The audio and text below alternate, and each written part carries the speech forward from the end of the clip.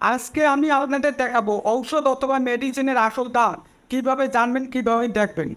আজকে আমি এমন একটা অ্যাপসের সাথে পরিচয় করে দেবো, যে অ্যাপস নিজেরাই ওষুধ বিক্রি করে, তাই তারা ওষুধের দামগুলো সবসময় আপডেট করে রাখে।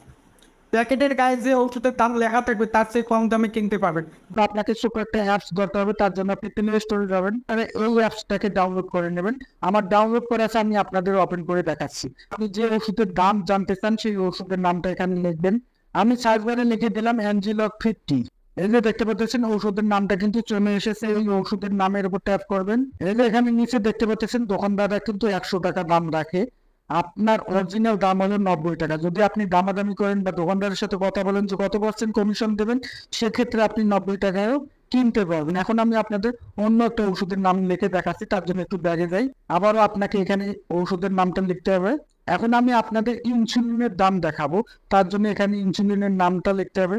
এই যে আমি লিখে দিলাম ডায়াসিলিন। এরপরে এই যে দেখতে পাচ্ছেন এখানে ডায়াসিলিন 30, 70, 100, এটা আমি নিয়মিত ব্যবহার করে থাকি। এই ওষুধটার অরিজিনাল দাম কত সেটা এখন আমি আপনাদের দেখাচ্ছি। তারপর এখানে এই যে দেখতে পাচ্ছেন কোনো কোনো দোকানদার 400 টাকা দাম রাখে, কোনো কোনো দোকানদার 415 টাকা দাম রাখে, কিন্তু অরিজিনাল দাম হলো এখানে দেখতে পাচ্ছেন 373 টাকা।